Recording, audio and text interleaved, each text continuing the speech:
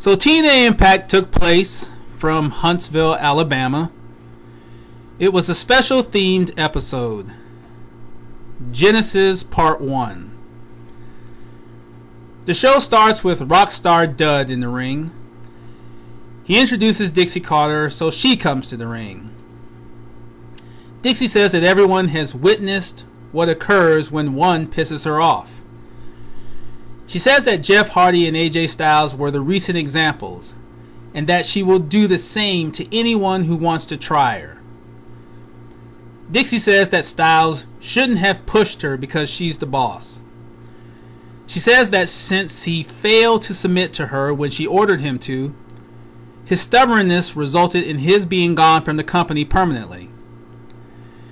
Dixie says that a new era begins for the company, and it begins with her undisputed world champion. She introduces Magnus, and he comes to the ring with both world belts, one around his waist and the other on his shoulder. Magnus says now that the Styles crap is behind him, it's time to put the focus on his championship run.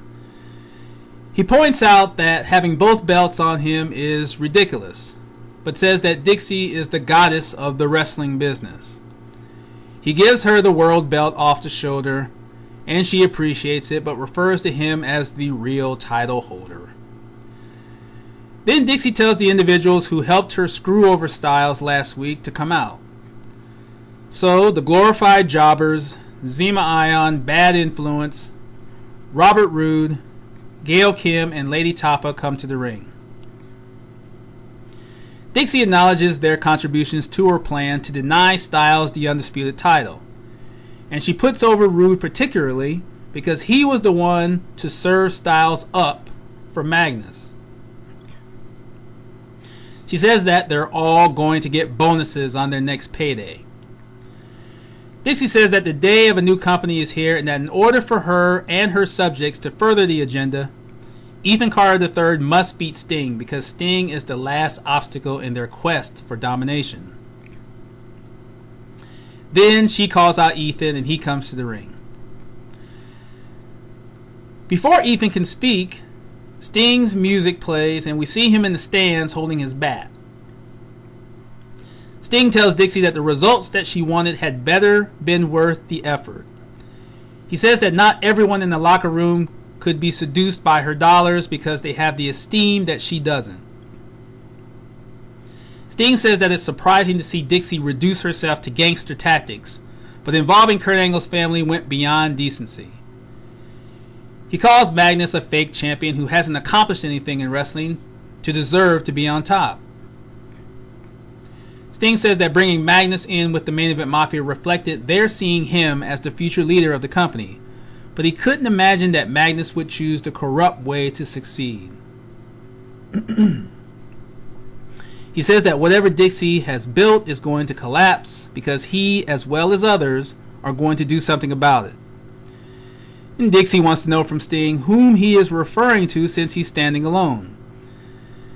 Then we see Samoa Joe, James Storm, Eric Young, dumbass Joseph Park, and ODB come out. Sting says that the company is coming back to them, and the faces come running to the ring, resulting in a brawl breaking out. And Gunners joins shortly after it starts. The segment was too long, obviously. Sting was very effective, and you could feel his emotion as he spoke, but he was the only person that didn't bore. Fans have long complained about the continuation of wrestling stables in TNA, yet we may have seen the formation of the latest one. If so, it will revolve around Dixie like almost everything else has, and that's not a positive. After the commercial break, the brawl has ended. The faces are in the ring and the heels are on the ramp. Samoa Joe says that they're there to bust heads. Rockstar Dud comes out, bringing Junior Hebner with him.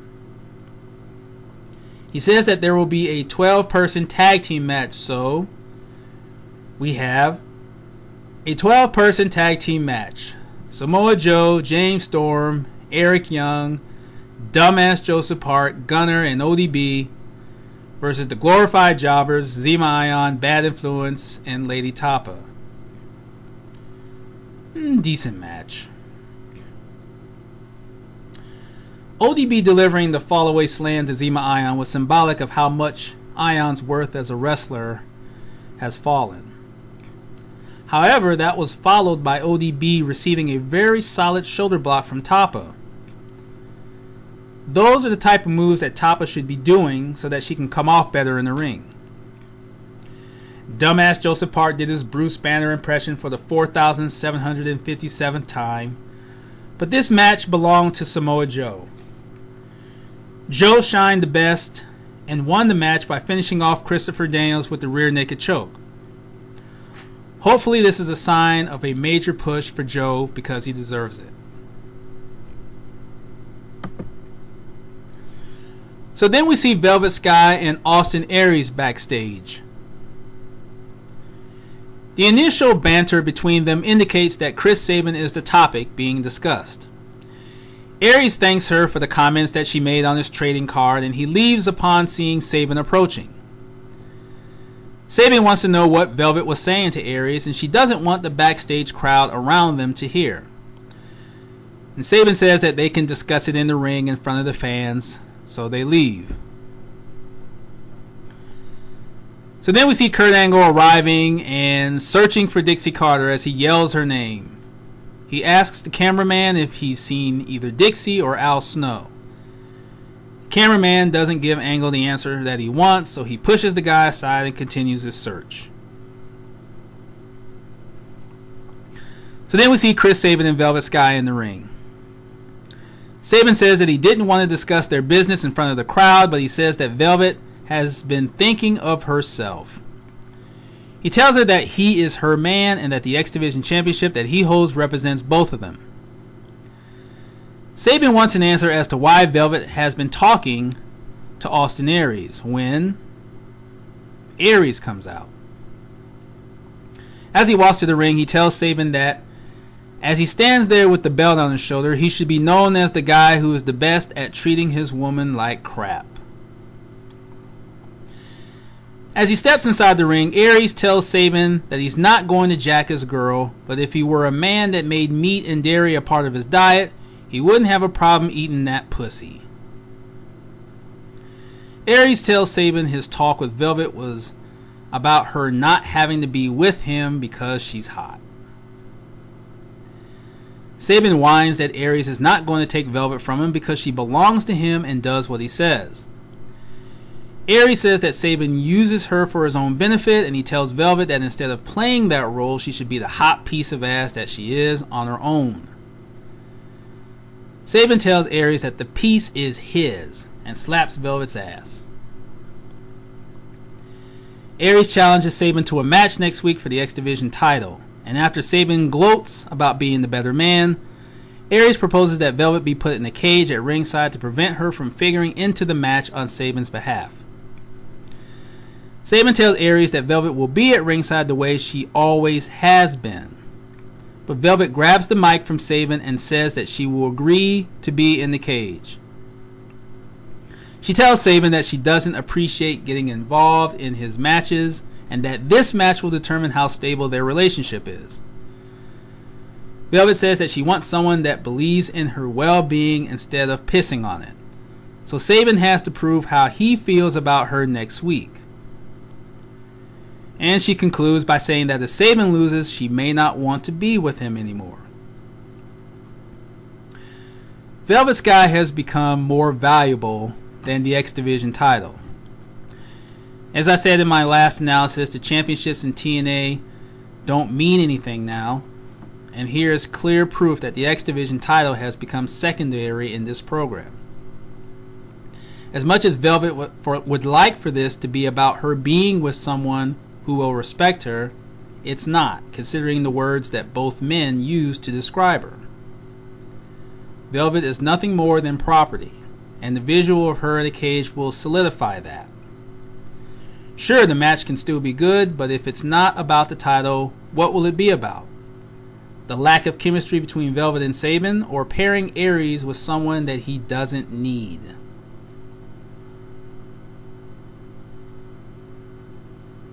So then we see Kurt Angle going down the stairs in his ring gear, still looking for Dixie Carter. He approaches some crew guy and asks him if he's seen Dixie, and he hasn't, and Angle continues his search.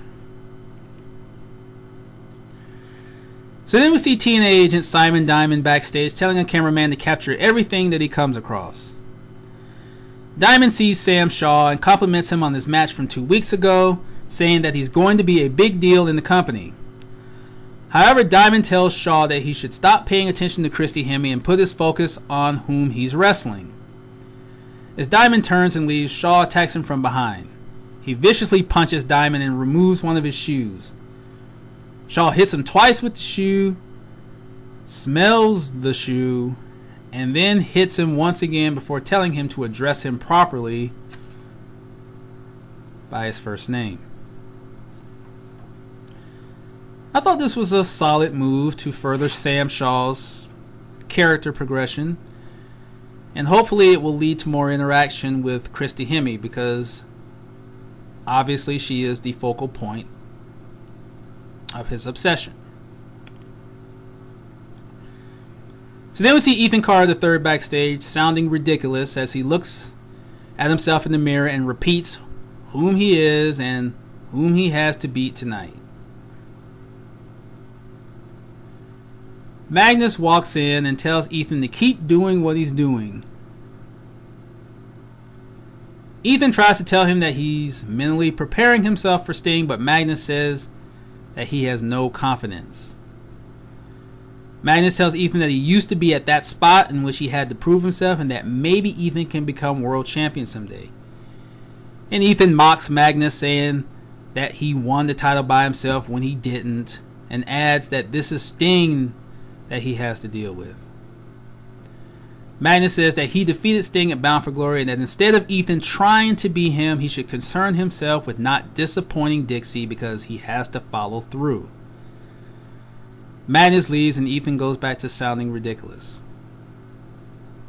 So it appears that TNA is teasing this quote-unquote attention angle between Magnus and Ethan, in which both men are likely to compete to be Dixie's lieutenant. Sure, Magnus is her champion, but Ethan is her nephew.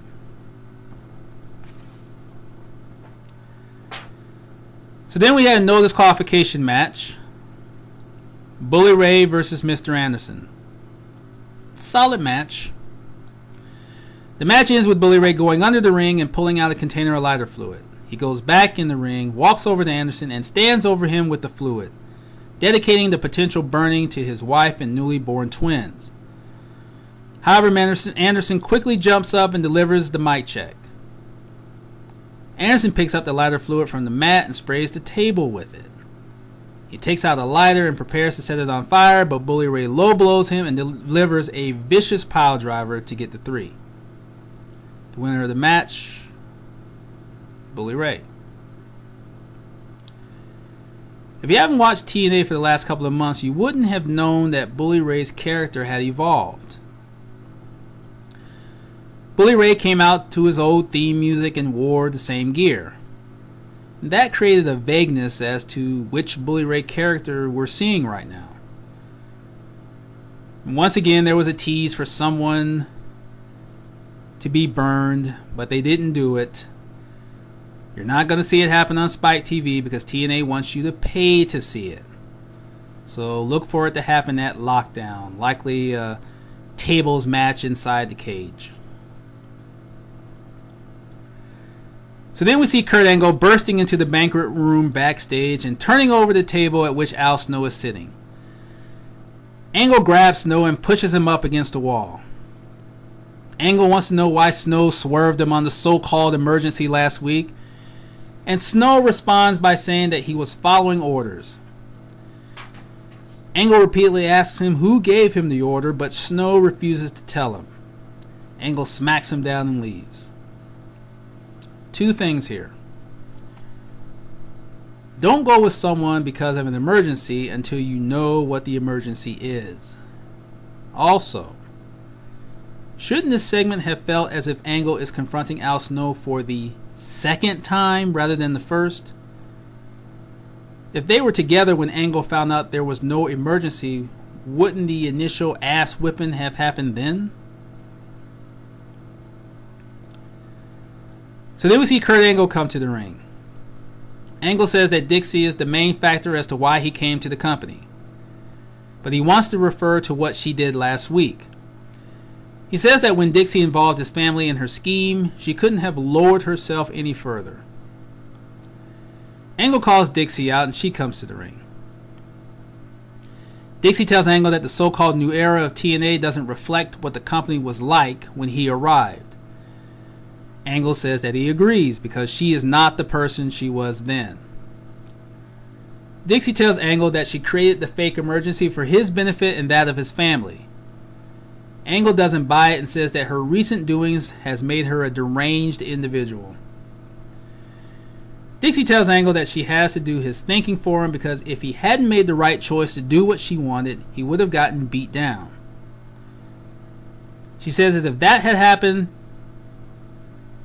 then he couldn't generate any cash for her. She says that Angle doesn't have the brain to make the decision that she made for him and that the decisions that she makes will always benefit her. Angle says that there will never be a repeat action of what she's done because after he beats Robert Roode in the cage, he will be at ringside to back up Sting in his match against Ethan. Dixie says that Angle is mentally unfit to wrestle, so the cage match will take place next week. She tells him that if he or any allies involve themselves in Sting's match, it could cost them their employment with the company. And Angle says that he doesn't care if she fires him, so Dixie calls on her goonies to remove Angle from the ring. As Angle argues with Dixie, Robert Roode comes to the ring and hits Angle from behind. He picks Angle up and delivers the fireman's carry cutter. And Dixie orders her goonies to remove Angle from the ring, and they do. So other than additional build for the Roode Angle match, this was another outlet for everything to revolve around Dixie, who sapped the energy from a program that didn't need her presence.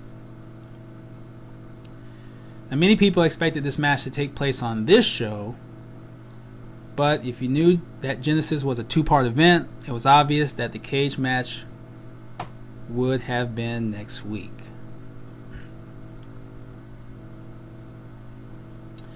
So then we see Jeremy Borash backstage with Madison Rayne. Madison gets a few words out of her mouth before Lady Tapa gets in front of her.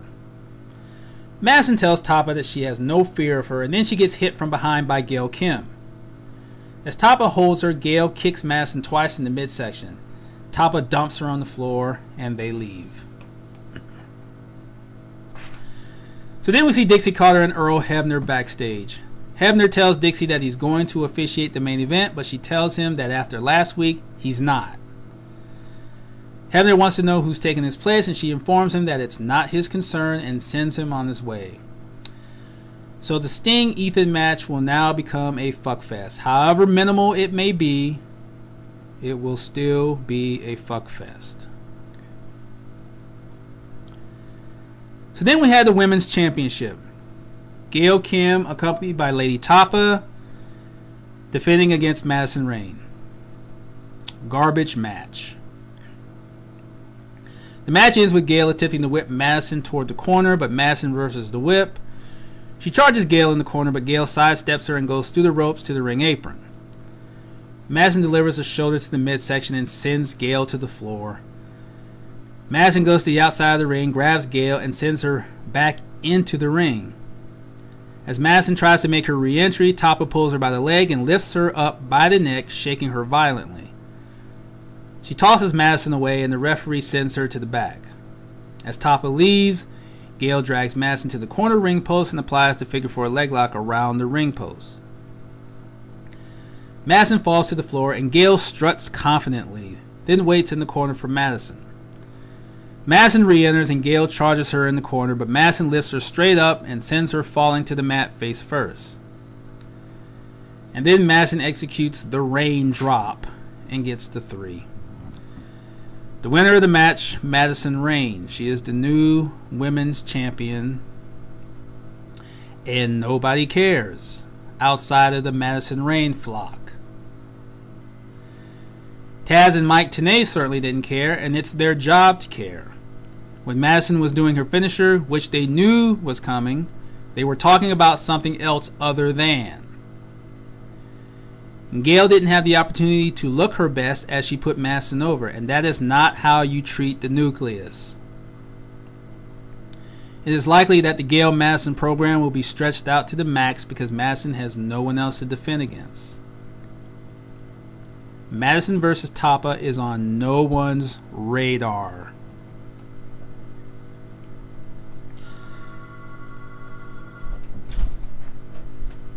So then we see Jeremy Borash backstage with Sting. Sting grabs the mic and says that he doesn't want any backup from his allies because he doesn't want them to receive any ramifications from Dixie. He says that this should be nothing more than a situation with Ethan Carter III that he needs to settle. So then we see Dixie Carter backstage with the American Wolves, Davey Richards and Eddie Edwards. She puts them over and informs them that they will be evaluated next week for possible employment with the company. Richards tells Dixie that they don't need to prove that they belong there, and Edwards tells her that they are already employees. Richards hands a confused Dixie a manila envelope, and they leave. She opens it and reads a letter that reveals that a new company investor was responsible for hiring the American Wolves. And Dixie calls her lawyers to find out what's going on. I can understand why some people are intrigued by this mystery investor, but do we seriously need to see another TNA power battle that shifts the focus away from the wrestlers? Signing the American Wolves was a good move by TNA, and a match between them and Bad Influence already has fans getting the lube ready. Of course, it all rests on how they are utilized, but why didn't the American Wolves wrestle on this show? There is no better way to create that initial excitement for a talented team like this than to have them compete in the ring right away. It wouldn't have mattered if they had faced local jobbers. Seeing them wrestle, particularly fans who are not familiar with them, would have given them the opportunity to build on the buzz they were already getting about their arrival. Instead, they had to revolve around Dixie. So then we had the main event. Sting versus Ethan Carter III. After the introductions of Sting and Ethan, the new referee for the match comes out. And it's Rockstar Dud. Another garbage match. The match ends with Ethan delivering a back suplex to Sting. He goes to the middle rope and comes off with an elbow drop, but misses. Sting hits Ethan with a couple of clotheslines and follows that with a Stinger splash. He sweeps Ethan's leg, sending him to the mat, and then applies the Scorpion Deathlock. Rockstar Dud leaps on Sting's back, but Sting spins around using Dud's legs to knock Ethan down twice to the mat. The momentum throws Dud off Sting's back. Ethan throws a blow at Sting, but Sting ducks and nails him with the Scorpion Death Drop. Sting goes for the pin, but Dud won't deliver the pinfall count. He attempts to, but resists. However, Sting grabs his wrist and forces him to do it. Magnus appears at ringside and pulls Dud out of the ring by the leg before the count of 3. Magnus rips off his jacket, his tie, and his shirt to reveal a referee shirt. Ethan comes up behind Sting and rolls him up. Magnus slides into the ring and delivers a quick count for the 3. The winner of the match, Ethan Carter III. Now, there was no way to take this match seriously with Rockstar Dud as the referee. But this match was supposed to signify the next step of Ethan's career progression in TNA. The objective was for Sting to look as solid as possible as he put over Ethan, and there's no excuse for Sting to try to do his finisher when he can't do it anymore. That was a huge detriment. What we should have seen was Ethan delivering the headlock driver to Sting and winning clean. Instead, it became less about Ethan and more about Sting. After the match, as Magnus is at the top of the ramp, Sting grabs the mic and tells Magnus that he wants a match with him and he'll agree to whatever. Sting says it's about the two of them and no one else. He says that he allowed Magnus to join the Main Event Mafia, and Magnus showed his lack of appreciation by disgracing himself, the title, Styles, Hardy, and the fans. Sting says that the only way to deal with the situation is to beat him for the title. Magnus reminds Sting that because of the stipulation that he agreed to in his loss to Bully Ray at Slammiversary last year, he is not to receive another title shot ever again. Sting tells Magnus that he needs to beat him by himself in order to be looked at as a real champion, and that he needs to prove that he's a man by taking the match. Magnus steps back in the ring and says that Sting's mind play isn't going to do it.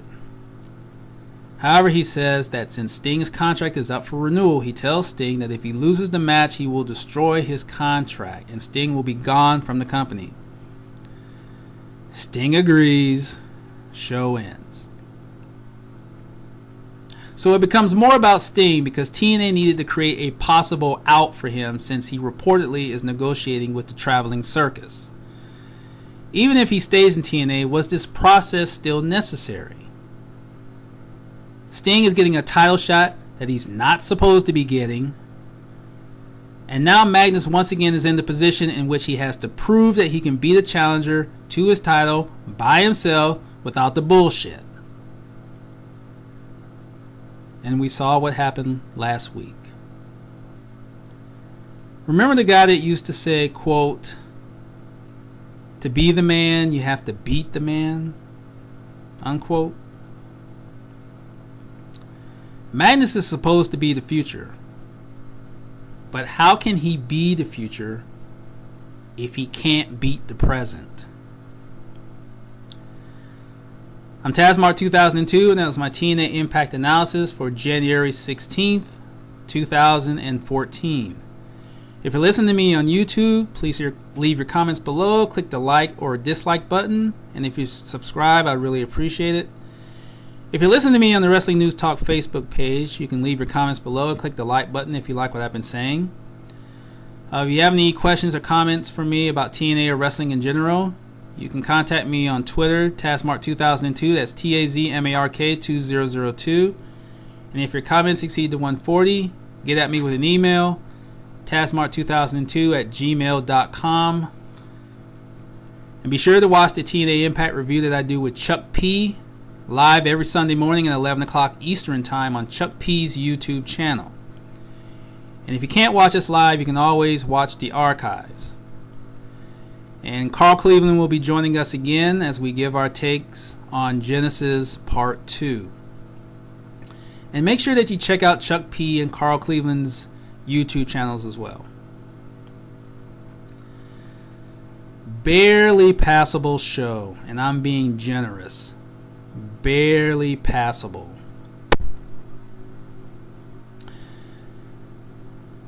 There has been a debate recently about what makes a wrestling show. One block of answers will say it's the wrestling. Another block will say it's the story. Actually, it's both. But the wrestling has to be at the center. It's like a complete meal. You have your main course and you have your sides. The sides enhance the main course to make it taste better. Gimmicks, characters, and storylines are supposed to enhance the wrestling. What TNA is doing now is that they are serving too many sides and not enough of the main course. When a meal like that is served too often, people will stop eating that meal. They will either choose to eat a complete meal served by someone else, or they will not eat that type of meal anymore. But in order for TNA's meal to be complete again, the kitchen must be in order first. I'm Tazmart 2002. Gone.